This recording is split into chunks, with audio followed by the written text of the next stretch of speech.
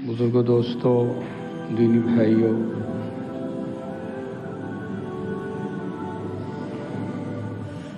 اللہ تعالیٰ کی فطرت میں یہ بات ہے کہ جو چیز اللہ نے فطرتاً دنیا میں حلال کی ہے وہ اللہ نے اس میں برکت رکھی، اور جو اللہ نے دنیا میں فطرتاً چیزیں حرام کی اس میں بے برکتی رہتی ہے۔ یہ بات مسلم ہے کہ جو حلال چیزیں دنیا میں ہیں اللہ کی طرف سے، اس کے رسول کی طرف سے،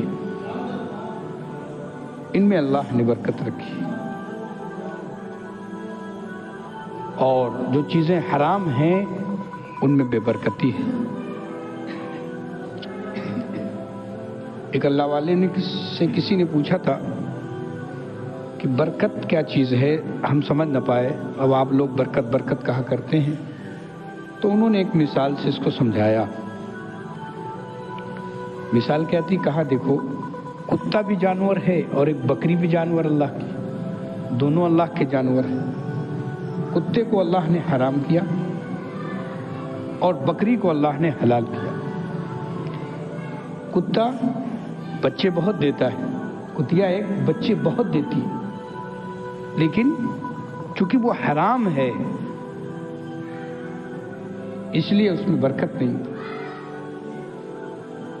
بچے زیادہ ہونے کے باوجود بھی وہ نظر نہیں آتے، اور اکا دکا ادھر ادھر آپ کو ملیں گے، لیکن اس کے مقابل میں بکرا اللہ نے یہ حلال کیا پوری دنیا کے لیے، اور کتنا بکرا استعمال ہوتا ہے، کھایا جاتا ہے، کتنا زندہ ہے، اور کتنا گوشت کا استعمال ہوتا ہے روز مرہ، اور اللہ نے اتنی برکت اس میں رکھی، پھر بھی نظر آتے ہیں۔ باڑوں میں چلے جائیں، پورے باڑے بنے ہوئے ہیں بکریوں کے، اور روزانہ کٹتے بھی ہیں ہزاروں، ایک ایک علاقے میں ختنے کٹتے ہیں، ایک ایک شہر میں ختنے کٹتے ہیں اور بکتے ہیں۔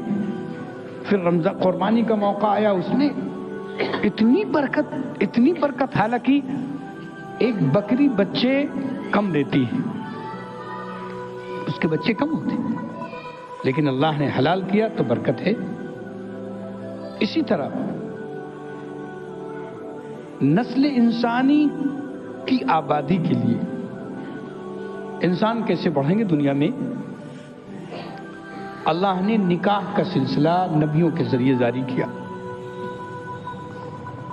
آدم علیہ السلام اور تمام رسولوں نبیوں سے سلسلہ شروع ہوا۔ اللہ نے قرآن کریم میں فرمایا کہ ہم نے نبیوں، ان کے رسولوں کو اولادیں دیں، ان کو بیویاں دیں، ان کو بچے دیے۔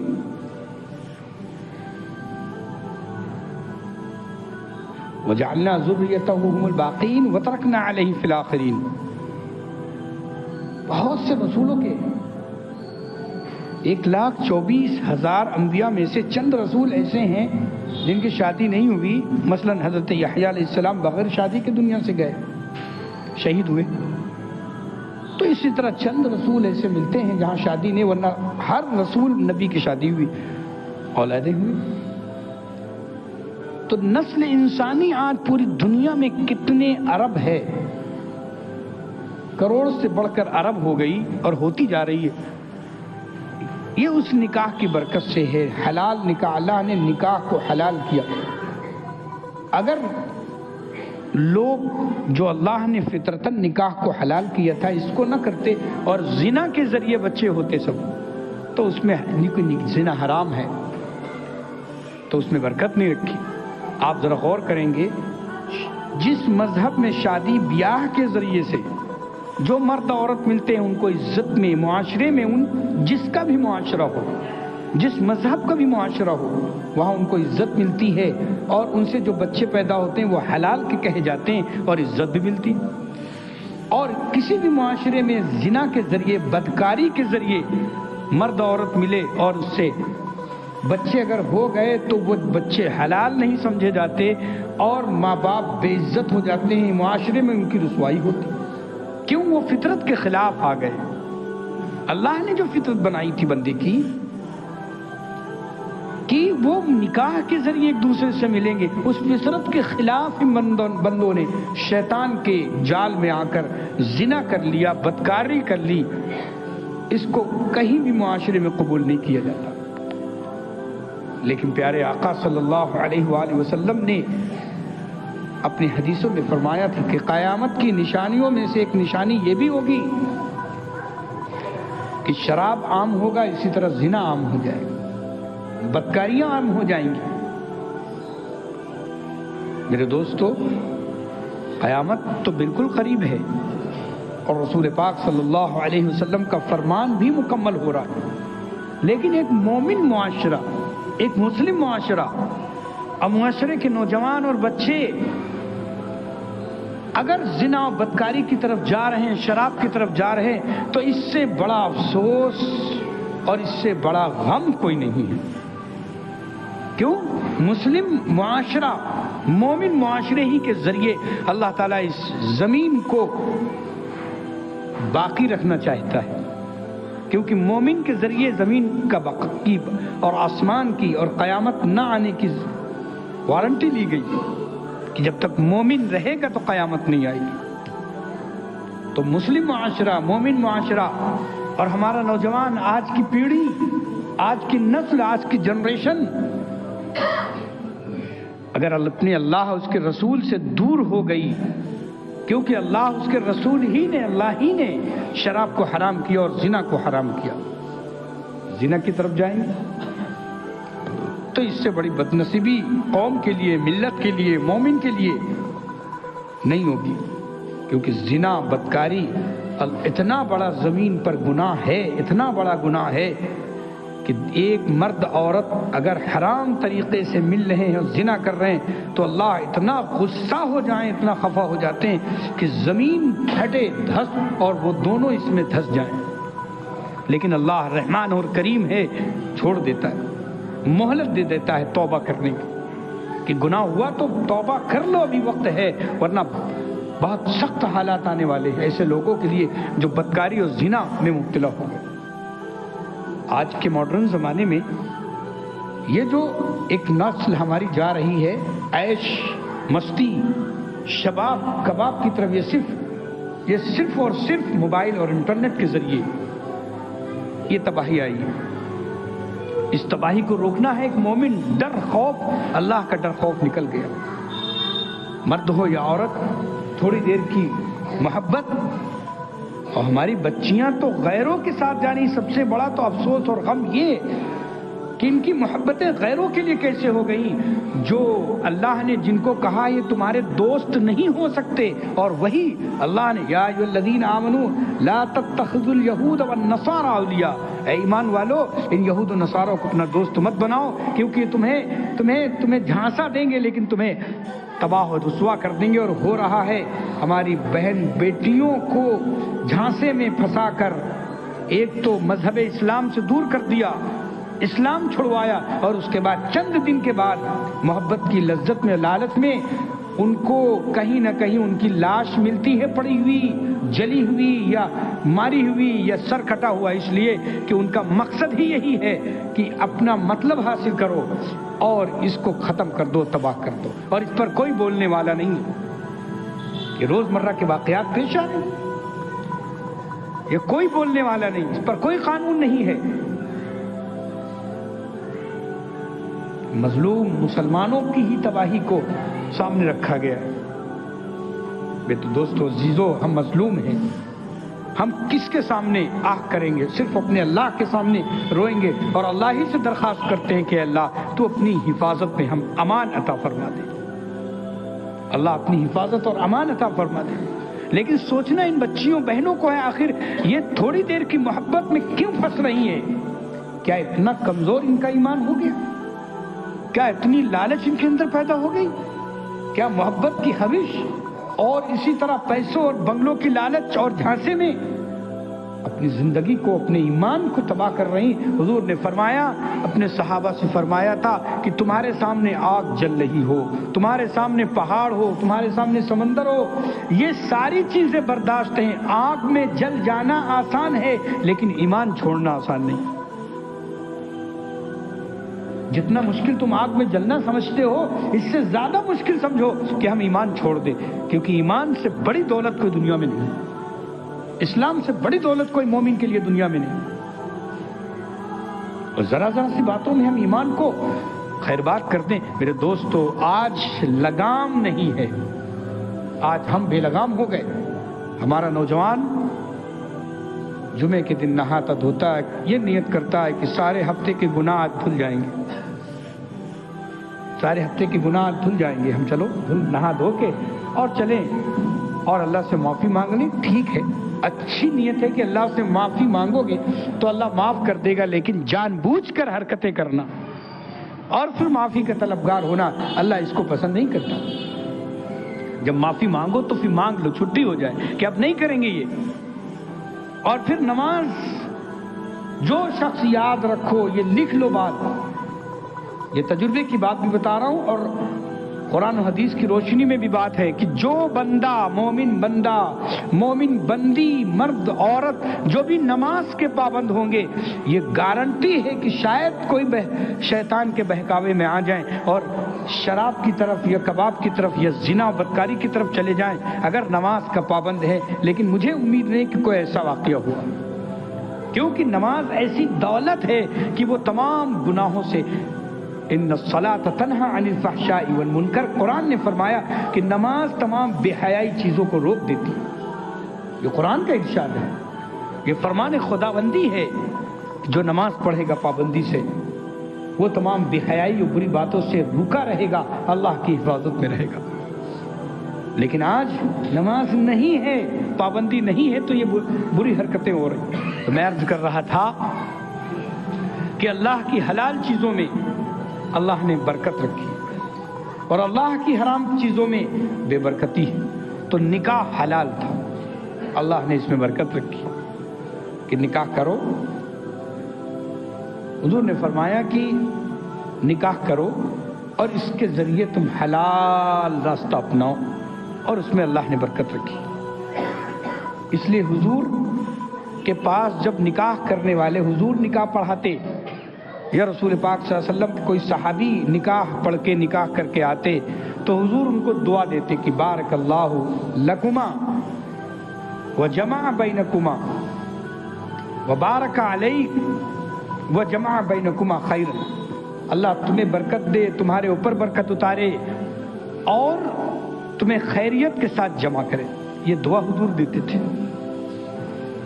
یہ حضور کی دعا ہوتی تھی ان لوگوں کے لیے، ان بچوں کے لیے، ان صحابہ کے لیے جو نکاح کر کے حضور کے پاس آتے تو حضور ان کے لیے دعا دیتے. کوئی زنا کر کے آتا، ذرا غور کرو، نکاح کر کے کوئی حلال فطرت اپنا کے آئے تو حضور دعا دیں، اس کو برکت کی دعا دیں. اور زنا کر کے آئے تو اللہ کے حکم سے اس کو حضور سزا دیں. کتنا فرق ہے.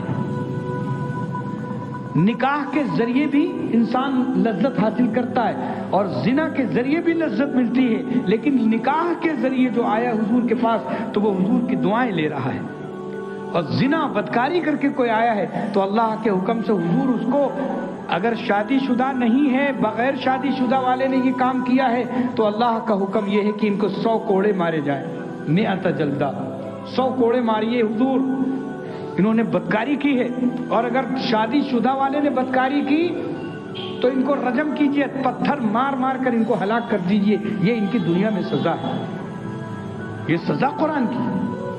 میرے دوستو، میں کیوں مضمون بیان کر رہا ہوں بار بار؟ یہ آج نکاح کا دور ہے، بچے ہمارے بڑے ہو رہے ہیں، ماں باپ کی ذمہ داریاں بڑھ جاتی ہیں کہ ان کا نکاح کرو. حضور نے 1450 سال پہلے یہ ارشاد فرمایا تھا. کیا کہا تھا حضور نے؟ فرمایا تھا کہ 3 چیزوں میں جلدی کرو. وہ 3 چیزیں کیا ہیں؟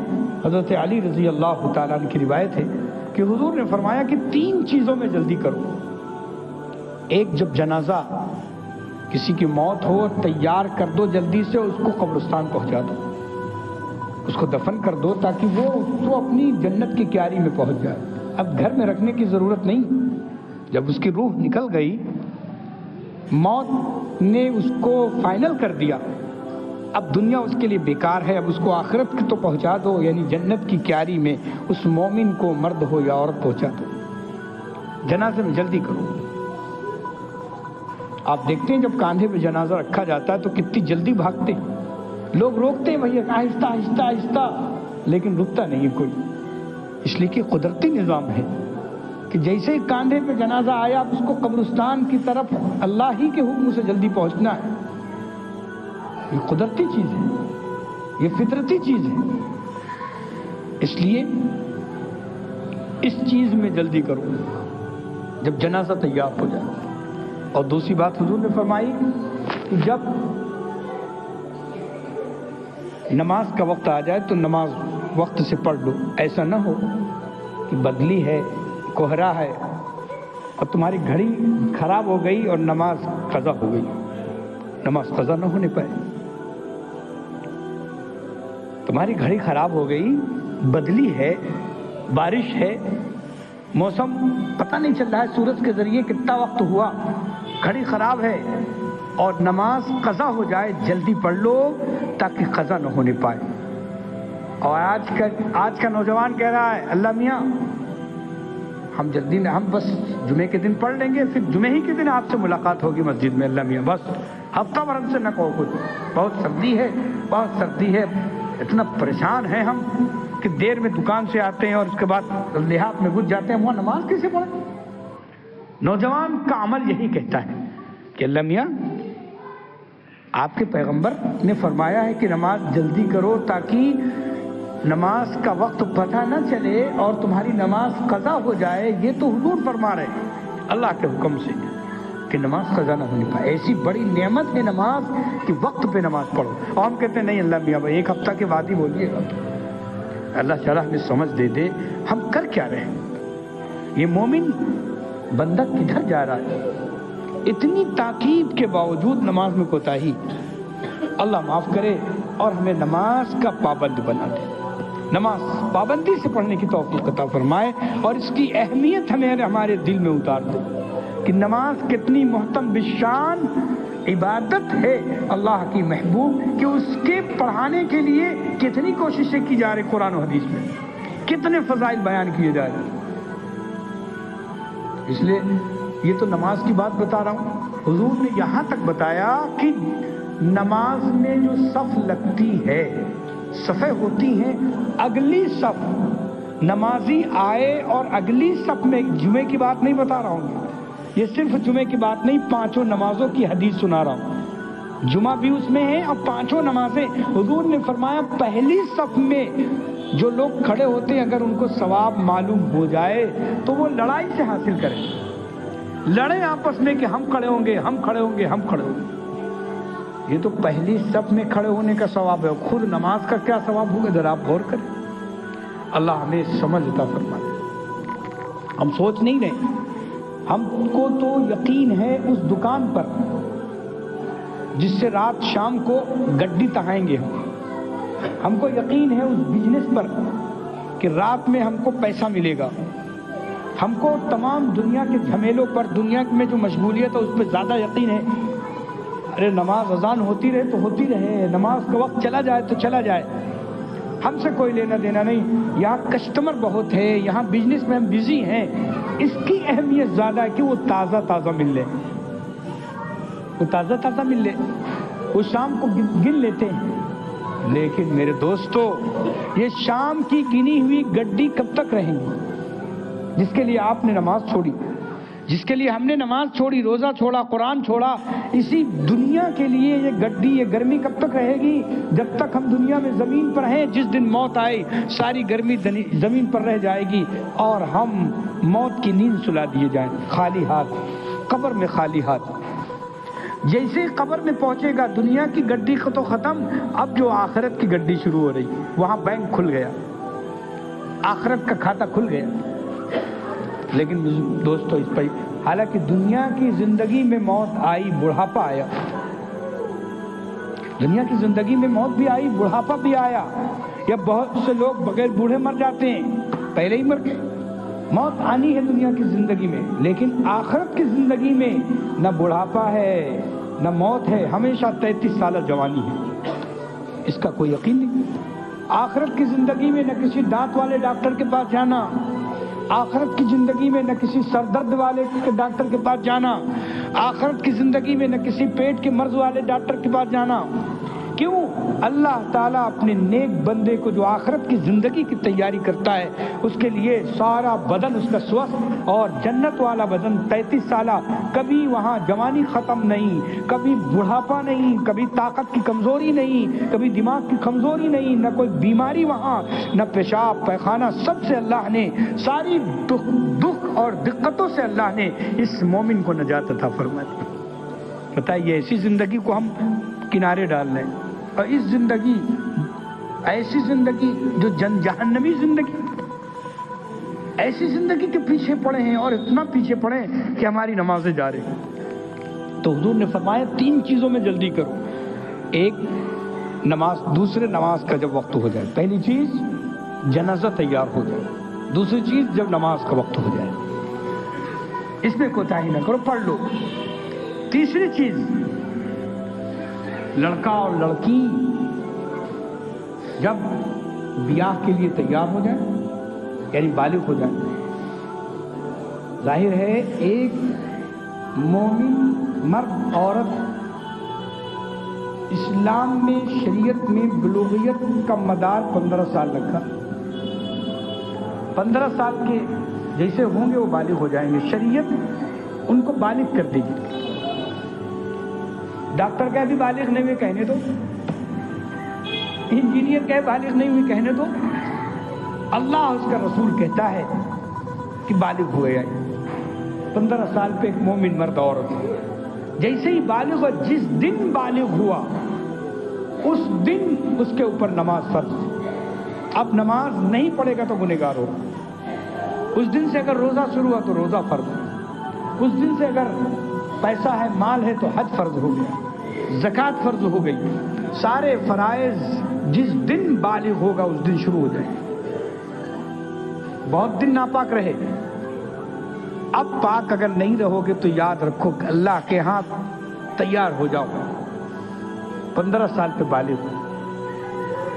آج ہم تو جانتے بھی نہیں کب بالغ ہوئے، کب ہم بالغ نہیں ہوئے، کیونکہ نماز نہیں پڑھتے ہیں، جمعہ پڑھتے ہیں، اس لیے بالغ پتہ نہیں کب ہوئے، کچھ پتہ ہی نہیں، بس چل رہا ہے ایسے ہی، بس جمعہ یاد ہے ہمیں کہ ہمیں جمعہ پڑھنا ہے۔ ہم بالغ کب ہوئے، ہمارے اوپر نمازیں کتنی بالغ ہوئے ان کو پتہ ہی نہیں۔ 20 سال کے ہو گئے، کہتے رہے ابھی کہاں ہمارے اوپر نماز فرض، ابھی تو ہم دودھ کی شیشی پی رہے ہیں، ڈبے کا دودھ پی رہے ہیں، ابھی یہی گمان میں ہے وہ۔ میرے دوستو، شریعت لگاتی ہے حکم 15 سال پہ۔ 15 سال پہ آپ بالغ ہوئے، اب آپ کے اوپر ساری چیزیں اللہ کی فرض آپ کے اوپر عائد ہو گئے، اب آپ کو کرنا ہے۔ اب کوئی گنجائش نہیں ہے کہ آپ آناکانی کریں۔ جب تک بالغ نہیں ہوئے تھے ابا ڈانٹ رہے تھے، ابا مار بھی رہے تھے، حدود اور حدیث میں بھی یہ حکم ہے کہ جب بچہ 7 سال کا ہو جائے تو نماز کا حکم کرو، نماز کہو، اور جب 10 سال کا ہو جائے اگر نماز نہ پڑھے تو مارو۔ ابھی بالغ نہیں ہوا ہے لیکن حضور مارنے کا حکم کر رہے ہیں بچے کو نماز کے لیے، صرف نماز کے لیے۔ کیوں؟ اس لیے کہ نماز اتنی بہتم شان ہے، نماز عبادتوں میں سب سے افضل ہے۔ تو نماز تیسرا عمل حضور نے فرمایا جلدی کرو، بچہ یا بچی بالغ ہو جائے اور پھر ماں باپ سے کہا جا رہا ہے کہ رشتے آنا شروع ہو گئے، لڑکا اچھا ہے، لڑکی اچھی ہے، کاماسود ہے اور ٹھیک ہے سب، اب رشتے آ رہے ہیں۔ اب حضور نے فرمایا کہ رشتے آ جائیں، ان رشتوں میں سے جو نیک اور دیندار ہو، بچے یا بچی کا نکاح کر دو۔ ماں باپ سے کہا گیا، کیوں؟ اگر نکاح نہیں کرو گے، روکے رکھو گے اور رشتے آ رہے ہیں، آنے دو آنے دو، ہم بہت بڑا کریں گے، بہت بڑا وہ لڑکا تلاش کریں گے اپنی لڑکی کے لیے جس کے پاس 5 گاڑیاں ہوں گی، اور اس کے بعد اب لڑکی رکے ہوئے ہیں، رشتے اچھے آ رہے ہیں، روکے ہوئے ہیں 5 گاڑیوں کے چکر میں، رشتہ روکے ہوئے پتہ چلا کہ لڑکی اس زمانے میں موبائل اور انٹرنیٹ کے دور میں لڑکی کہیں دوسرے سے سیٹ ہوئی اور پھر وہ ایک دن آیا کہ وہ گھر سے بھاگ گئی. قصور کس کا؟ یہ ماں باپ کا. اللہ کے ہاں پکڑ کس کی ہوگی؟ ماں باپ کی. تم نے 5 گاڑیوں والا کیوں ذہن میں رکھا تھا؟ کہ اللہ کھلانے والے تم تھے کہ اللہ تھے؟ اللہ نے فرمایا هو الذی اخرجکم من بطون امہاتکم لا تعلمون شیئا. اے لوگو سن لو، اللہ کی وہ ذات ہے کہ تمہاری ماؤں کے پیٹ سے تم کو پیدا کیا اور تم کوئی چیز نہیں تھے، تم کچھ نہیں جانتے تھے. تمہاری ماؤں کے پیٹ سے تم کو پیدا کیا، تم کچھ نہیں جانتے تھے. ماں دودھ پلائی، اس کے بعد 2 سال کے ہوئے تو کھانا کھانے لگے. یہ سب اللہ تم کو پال رہا تھا، پرورش کر رہا تھا، اور یہ ماں باپ تمہارے ذریعہ تھے. کھلانے والی تو اللہ کی ذات ہے. تم نے رشتہ روکے رکھا اس لیے کہ لڑکا ابھی 10,000 کما رہا ہے یا 20,000 کما رہا ہے، ابھی 1 لاکھ نہیں کما رہا، اس لیے ہم شادی نہیں کریں گے. اور لڑکا بہک گیا، گمراہیت میں مبتلا ہو گیا. قصور کس کا؟ ماں باپ کا. اللہ کے ہاں جواب دینے کے لیے وہ ماں باپ تیار رہیں جن کی اولادیں گمراہ ہو گئے، جن کی اولادیں دوسرے راستے، غیروں کے راستے پر جا رہی ہیں، صرف اس وجہ سے کہ شادی نہ کرنے کی وجہ سے، وقت پر نکاح نہ کرنے کی وجہ سے. حضور نے تو فرمایا تھا نکاح میں جلدی کرو تاکہ فتنے سے محفوظ رہو، تمہارا گھر فتنوں سے محفوظ رہے، تمہاری بچیاں اور بچے فتنوں سے محفوظ رہیں. اس لیے شادی جلدی کر دو اور نیک رشتہ کر کے کر دو، ورنہ خطرات ہیں. یہ تو 1400 سال 1450 سال پہلے پیارے آقا صلی اللہ علیہ وسلم نے فرما دیا تھا. ہم کیسے مومن، ہم کیسے امتی کہ حضور کی بات پر یقین نہیں تھا. اپنی آنکھوں سے دیکھ رہے کہ حضور کی ہر بات، اللہ اس کے رسول کی ہر بات سچی اور پکی، نپی تلی. ترازو میں تول کر دیکھ لیجئے، سچ ہے آج جو پہلے کہا گیا، جو قرآن نے کہا 1400 سال پہلے، لیکن پھر بھی یقین نہیں آ رہا. ایمان میں کمزوری ابھی بھی ہے، ابھی شک میں مبتلا ہیں. ابھی ہاں یہ بات الگ ہے کہ یہ فتنوں کا دور ہے. دنیا میں ایک سے ایک البیلے لوگ کھڑے ہوں گے، دنیا میں ایک سے ایک لوگ جگادری چودھری آئیں گے. کوئی اللہ کا انکار کرے گا اور کوئی کیا کہے گا، کوئی رسول اللہ کا انکار کرے گا. کرنے دو، یہ فتنوں کا دور آئے گا. آخر دجال بھی آئے گا جو اپنے کو خدا کہے گا. تو کیا لوگ خدا مان لیں گے اس کو؟ مومن دیکھے گا اس کے چہرے پر کافر لکھا ہوا ہے، جس کا ایمان مضبوط ہوگا.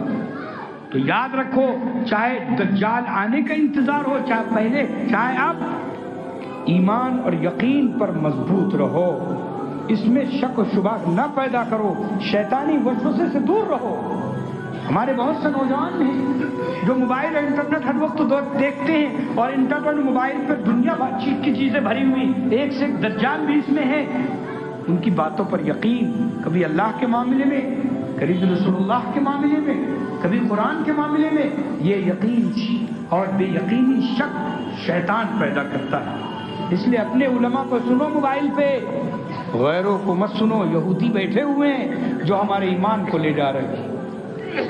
تو میں عرض کر رہا تھا کہ شادی اور بیاہ یہ تمام رسولوں کی سنت اور ماں باپ کی ذمہ داریوں میں سے ایک بڑی ذمہ داری ہے کہ وقت پہ بچے کا نکاح کر دینا اور بچے کی شادی کر دینا.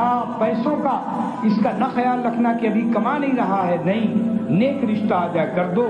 اللہ کھلانے والا، اس کی بیوی آئے گی، یغنیہم اللہ، اللہ نے کہا اللہ ان کو غنی کر دے گا نکاح کی برکت سے.